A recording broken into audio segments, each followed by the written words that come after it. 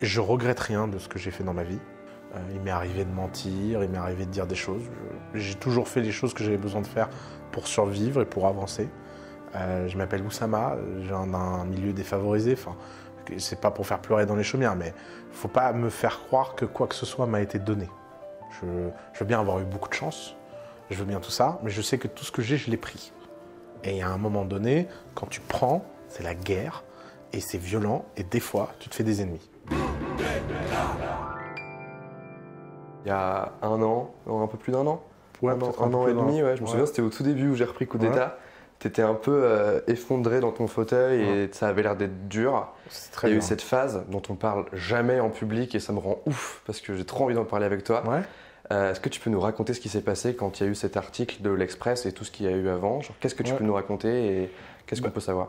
Alors, grosso modo, il y a un an et demi maintenant, on a démarré un process de levée de fonds avec un investisseur institutionnel qui s'appelle LGT. Très gros investisseur, très connu, très réputé, blablabla. Et je pense qu'un certain nombre de personnes dans Paris se sont dit, c'est pas bon, si ces mecs ont ce genre de soutien, on ne pourra jamais les dézinguer. Et c'est un peu, tu traverses le Rubicon. Tu traverses la rivière qui fait que maintenant, tu es dans une autre catégorie et tu vis différemment, quoi. Et en fait, ce qui s'est passé, c'est que moi, j'avais une vieille affaire avec des gens où en fait, j'avais fait une fausse facture de 5 000 €. Alors, qu'est-ce que ça veut dire une fausse facture de 5 000 €? C'est un peu compliqué, mais grosso modo, j'ai payé 5 000 € à un mec que j'aurais pas dû payer. Et j'ai fait une facture pour justifier ça. J'avais besoin d'argent à cette époque et je sais pas quoi. Grosso modo, ce qui s'est passé, c'est que ces gens-là m'ont attaqué en justice. C'était un dossier qui traînait, qui intéressait personne, et qui d'un seul coup est monté tout en haut de la pile. Alors avec un niveau de délire total, puisque aucun article qui a été écrit n'a parlé des faits, poursuivi pour détournement de fonds. Alors c'est sûr que c'est écrit poursuivi pour détourner 5 000 € il y a 10 ans. Ah ouais, c'est tout de suite moins enthousiasmant comme histoire. Et en fait, ce qui s'est passé à ce moment-là, c'est que tous ces articles et tout ça ont été pilotés par des gens qui nous voulaient beaucoup de mal et qui ont profité de cette affaire pour aller nourrir plusieurs angles. Alors il y avait un angle, la Macronie, vous voyez ce que c'est. Donc on a été pris entre des tirs croisés qui ne nous concernaient pas du tout parce qu'on avait soutenu Macron. Ça, c'était l'article dans le JDD, l'entrepreneur qui a arnaqué Macron, etc. Et alors, ce qui est drôle, c'est que quand tu deviens un sujet journalistique, bah, chaque article, les mecs vont chercher plus loin. Et je pense que beaucoup de gens ont cherché dans ma vie des trucs et n'ont pas trouvé grand-chose. Par contre, ce qui s'est passé, c'est qu'une journaliste de l'Express a commencé à faire des recherches sur ma famille et a découvert des choses sur ma famille. Et notamment a découvert qu'un de mes frères était un trafiquant de drogue et vendait de la cocaïne. Et qu'il était cherché par le FBI, la DEA, je sais pas quoi. Alors, ça faisait un peu, si c'est pas lui, c'est son frère. Il y avait un petit côté, s'il a un frère comme ça, on ne sait pas trop qui il est, c'est mystérieux. Est-ce que son frère lui donne de l'argent? Est-ce que The Family est financé par l'argent de la drogue? Est-ce que ce succès qui est inexplicable n'aurait pas une explication très simple? Mais comme il n'y a aucune preuve, rien, et ça donne un article plein de sous-entendus, etc. Alors, ça a été très très dur pour moi pour 3 raisons. La première raison, c'est que j'ai mis en danger The Family, non pas pour quelque chose que j'ai fait dans The Family, mais pour quelque chose que j'ai fait il y a longtemps et qui concerne personne ici.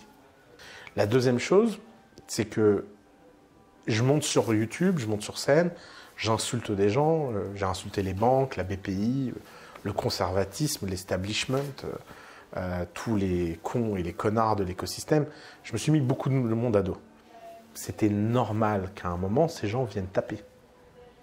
Tu peux pas passer ton temps à taper sur les gens et que les gens disent merci, c'est cool, trop bien. Comment tu arrives à cette conclusion-là que c'est pas juste des journalistes qui ont essayé de faire leur taf, mais que ça a été orchestré par des acteurs? Parce que ça peut sonner un peu parano. Ouais, non, mais parce que les acteurs nous l'ont dit très clairement. Les gens qui ont orchestré ça nous ont appelés, nous ont contactés pour essayer de passer des deals, obtenir des choses de nous. C'est même pas conspirationniste. On a vraiment eu des gens qui ont dit ok, là vous avez ça, on va appuyer là où ça fait mal, sauf si vous acceptez un certain nombre de choses, quoi. Okay. Donc on était en guerre, quoi. J'ai très mal vécu émotionnellement ce moment-là, parce que je me suis dit, ok, t'as fait une connerie, tu l'assumes, les gens, tu leur as tapé dessus, ils te répondent, tout ça fine, mais là, t'es en train de mettre en danger tout The Family pour une histoire qui concerne que toi.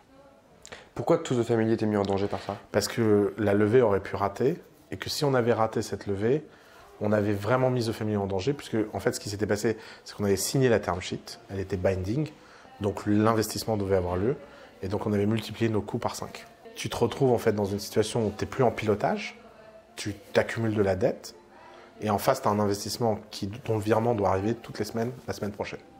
Et ça dure 3 mois. Qu'est-ce qui se passe dans ce moment-là? D'abord, la première chose, c'est qu'Alice, Nicolas, Balthazar sont hors du commun. Alice qui vient me voir, qui me dit « Je t'ai jamais vu comme ça, c'est bon, détends-toi, même si The Family doit mourir à cause de ça, moi je le vis bien. » Et Alice qui te regarde, qui dit « Ça va mec, c'est bon, détends-toi. On est dans ce bateau ensemble, on n'aurait jamais fait ça sans toi. Bon, bah tu nous amènes une dette du passé dont on n'avait pas conscience, on vit avec mon pote. Il n'y a aucun problème. » Déjà là, tu vois, premier poids enlevé, quoi.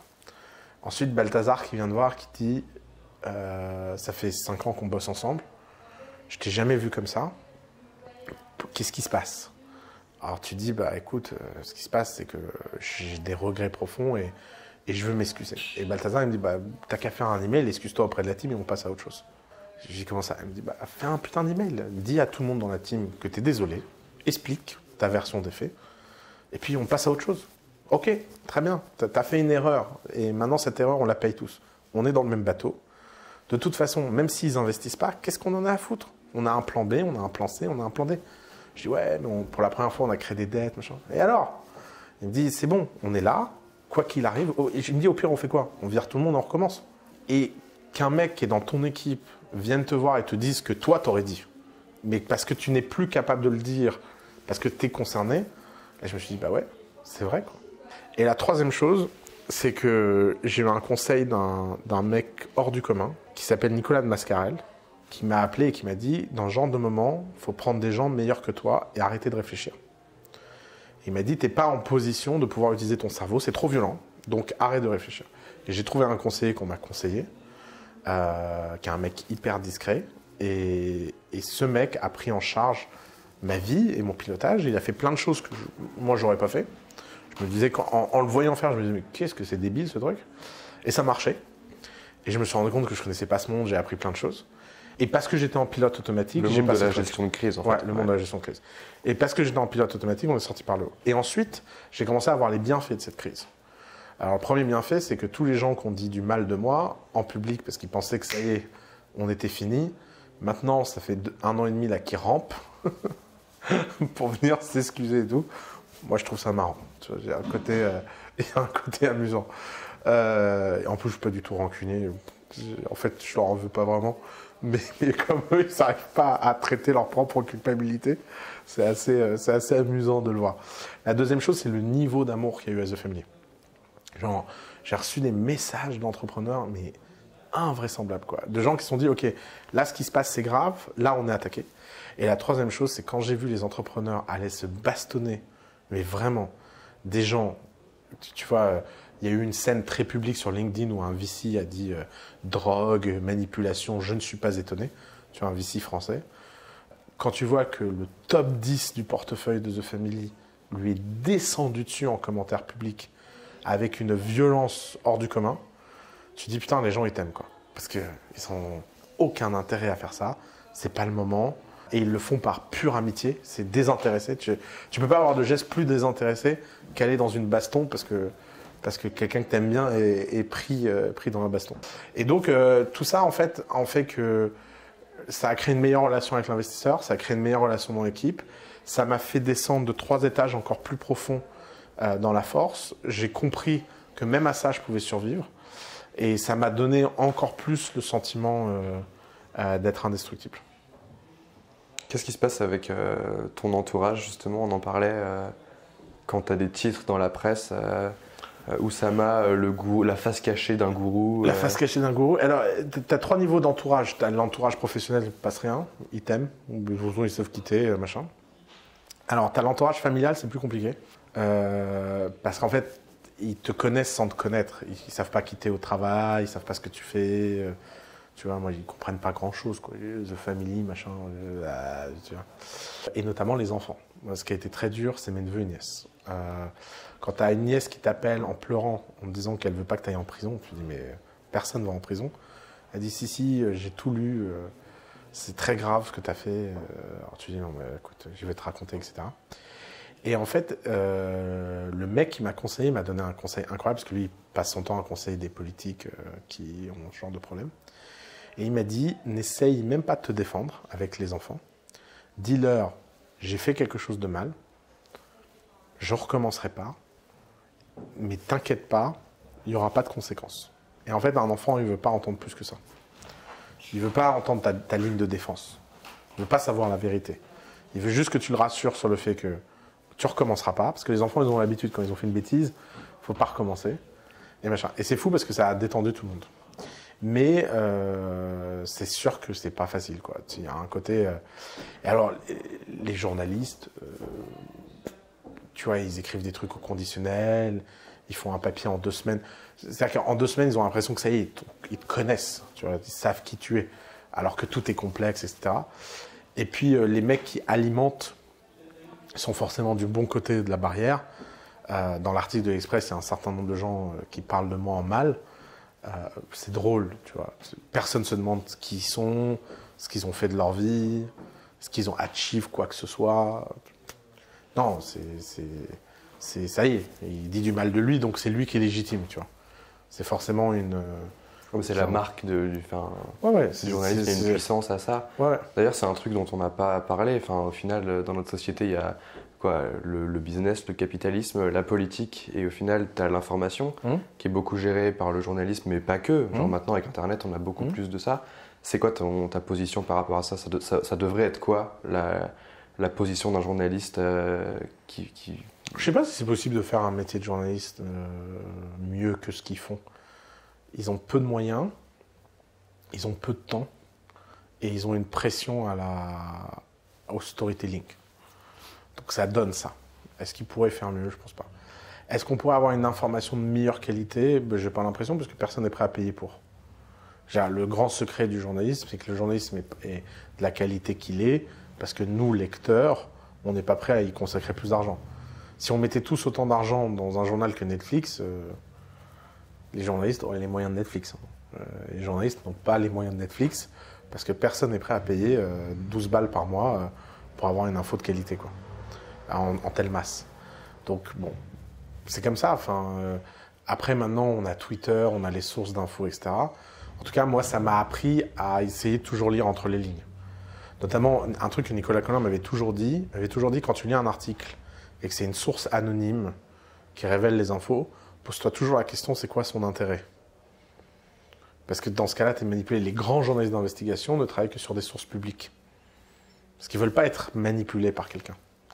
Sauf que personne n'a le temps de travailler sur des sources publiques. Tu as besoin d'un vrai temps d'investigation, quand même. Donc les gens, ils reçoivent des trucs et machin. Tu vois, même les 2 journalistes de l'Express qui ont écrit cet article sans moi, j'ai rien contre eux. Ah, bien sûr. Non, mais après, il y a toujours une grosse dissociation à faire entre le système et les gens qui composent le système. Ouais, bien sûr. Oui, ils ont trouvé un article sur un mec qui s'appelle Oussama, qui a un frère qui vend de la drogue et qui a l'air de Serge le Mytho. Bon, c'est pas mal. Non, mais il y a 2 aigles de chaque côté. Non, mais c'est ça, il y a 2 aigles de chaque côté. Évidemment, d'ailleurs, je pense qu'ils ont été déçus que ça bosse pas plus, en fait. Ils se sont dit, merde, on va trouver le prochain sujet, quoi. J'entends beaucoup que les gens ont été là pour toi à ce moment-là. C'est une grosse conséquence du fait que tu sois là beaucoup pour les gens. J'ai plein de gens que je connais qui te considèrent pas loin de leur meilleur ami. Et je parlais avec Ophélie hier qui me disait, genre c'est marrant parce que Oussama c'est le meilleur ami de plein de gens et finalement c'est pas tellement leurs meilleurs amis parce qu'il a pas le temps, mais il trouve toujours du temps pour être là pour les gens. Et c'est vrai que moi je sais très bien que si je t'appelle demain et que je te dis ça va pas bien, faut qu'on dîne ensemble, tu vas faire de la place dans ton agenda. Comment tu gères ça? Bah, d'abord, tu gères en travaillant 2 fois plus que la moyenne. Donc, il y a un sujet de temps, hein, tu vois. Je travaille tard le soir, je me lève tôt le matin. Donc, tu étends le temps au maximum. Et ensuite, tu dois apprendre à savoir qu'est-ce qui est important et qu'est-ce qui n'est pas important. Il y a plein de gens qui veulent me voir et que je ne vois pas parce que je sais que c'est pas important. Et je leur donne pas ce temps. À l'inverse, quand je sais que quelque chose est important, je suis là, quoi. Le fait de show up, le fait d'être là, c'est important en fait. C'est même la chose la plus importante que je puisse faire en fait. Donc, et alors, pour le coup, j'adore ça. S'il y a un truc qui est vrai, c'est que j'aime les gens. J'ai tendance à être vraiment fasciné en fait par les gens. Donc, tu vois, par exemple, Ophélie Duvillard, c'est un très bon cas. Les gens, ils doivent voir une petite youtubeuse qui fait des trucs de maquillage, etc. Sauf que moi, quand je la regarde, je vois pas juste ce qu'elle est aujourd'hui, je vois aussi tout ce qu'elle peut devenir. Et parmi tous les deltas qu'elle peut devenir, je vois très très bien la femme d'affaires accomplie, l'hyper ambitieuse, la très intègre, la volonté d'apprendre, etc. Alors bon, elle part de là où elle est. Donc elle est rentrée dans le monde du business par Instagram. Bah, elle a le personnage qui va avec. Mais s'il y a quelqu'un qui sait que les gens sont toujours plus que leur personnage, c'est moi. Et donc moi, ce qui m'intéresse, c'est de savoir qui est vraiment Ophélie et pas son personnage frivole sur Instagram, qui est une super construction, un jeu de rôle. J'ai une meuf qui a un personnage en ce moment.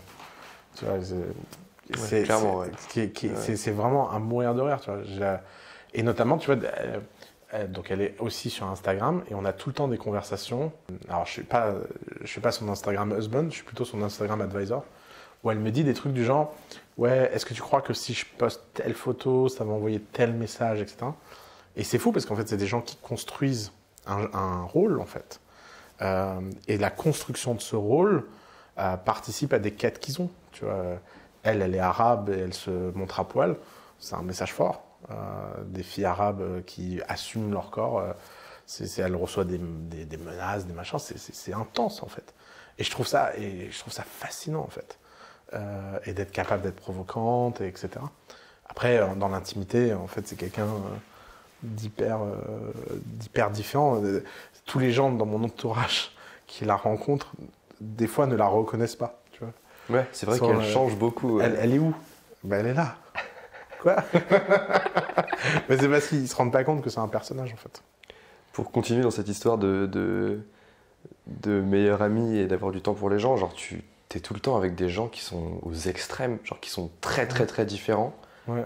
C'est quoi ta vision de la tolérance, du respect et de l'acceptation? Genre vraiment au-delà de la tolérance où c'est genre je te tolère, c'est vraiment le ouais, mais moi, je suis capable d'être avec des gens. Ouais, alors moi, c'est plus qu'être capable. Moi, je ne vis que pour ça. J'aime les gens cohérents. Et si la cohérence va dans l'extrême, je suis prêt à accepter des choses invraisemblables. D'ailleurs, je pense que c'est une des différences avec Alice.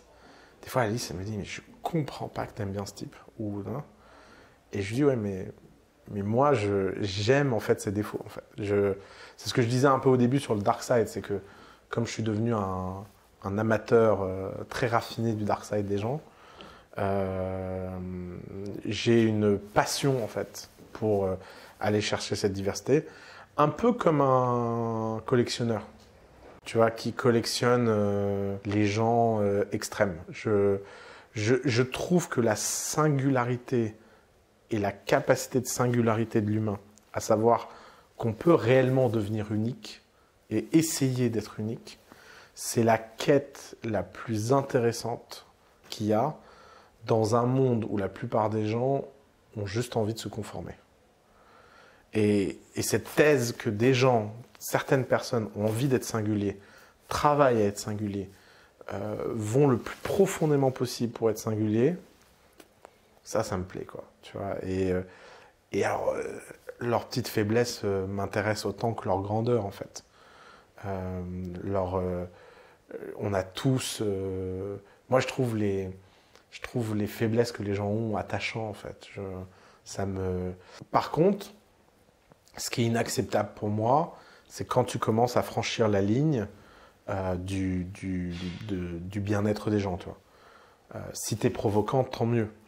Mais si tu deviens insultant, ça ne m'intéresse pas. Pourquoi faire du mal, tu vois.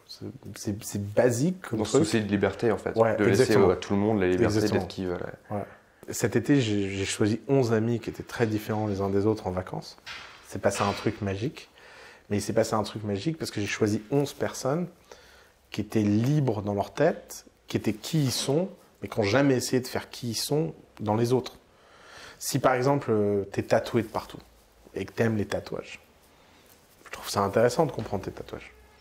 Mais si tu es prosélyque à vouloir tatouer tout le monde et que tu espères que la terre entière se tatoue, tu me fais chier. Non, c'est un peu mon histoire de croyance de tout à l'heure. Si tu as envie que tout le monde soit toi, tu n'es plus dans la singularité. Tu es dans le prosélytisme, la religiosité. Et ça, c'est des trucs qui ne m'intéressent pas. Je m'en fous, moi. Je veux que personne ne se conforme à des règles. Je veux que les gens écrivent leur set de règles et construisent leur cohérence. Et une fois que tu as compris quelles sont leurs règles, bah, tu vis avec, quoi. Et c'est pour ça que je pense que je suis un peu le meilleur ami de beaucoup de gens parce que j'ai jamais les mêmes conversations avec personne. Je vais aimer être l'éponge qui parle de ce que les gens ont envie de parler, quoi. Sur le spectre entre le perso, t'aimes passer du temps avec des gens qui sont singuliers, et la mission de The Family, qui est aider plus de gens à développer cette singularité, tu te places où? Alors, je pense pas que la mission de The Family, c'est d'aider plus de gens à développer leur singularité. C'est quoi la mission de The Family? Je pense que pour le coup, ça peut être une sous-mission de coup d'État. Ouais. La mission de The Family, c'est d'être l'endroit le plus accueillant pour les singularités avec lesquelles on s'entend mieux. Ok, mais donc c'est même question. Donc c'est un filtre. Tu vois, là où coup d'État est un entonnoir, The Family c'est l'inverse, c'est un filtre. Donc la question c'était? C'est sur pour toi le plaisir, il vient plus du perso ou plus de la mission? Bah pour le coup, j'ai fusionné les deux. Il y a aucune. Cet été, j'étais en vacances avec tous les gens de ma vie personnelle ont un lien avec The Family. Il n'y a personne dans ma vie personnelle que d'une façon ou d'une autre, je ne fais pas travailler dans The Family. Je ne comprends pas, moi, cette distinction perso-pro. Ok. J'en veux pas. En fait, si je la comprends, parce qu'il y a des gens qui n'aiment pas ce qui se passe dans leur travail. Donc, c'est normal. Ils comptent à Ken, et ils mettent de l'espace, ils compartimentent. Moi, j'aime tellement ce qui se passe ici que je ne vois pas pourquoi je compartimenterais. D'ailleurs, tous les gens de ma vie perso, je les invite toujours à The Family. Ce qui peut paraître chelou, mais je sais pas, si mes neveux, il se passe un truc à The Family, je les invite. Si la personne avec qui je vis a un business, tu vois, tu as interviewé Lavinia qui était avec moi avant dans Coup d'État. Pour moi, il n'y a pas de distance, en fait. Je suis très, très, très heureux de mélanger les deux. Alors, les gens disent, oui, mais alors, si ça se passe bien, bah oui, mais bon, si ça se passe bien avec un collaborateur, c'est la même chose. Hein. Je vois pas. Quand les choses se passent pas bien, c'est pas bien. Donc, autant que quand ça se passe bien, on en profite. Et puis, le jour où ça se passe pas bien, bah, ça se passe pas bien, tu gères, quoi.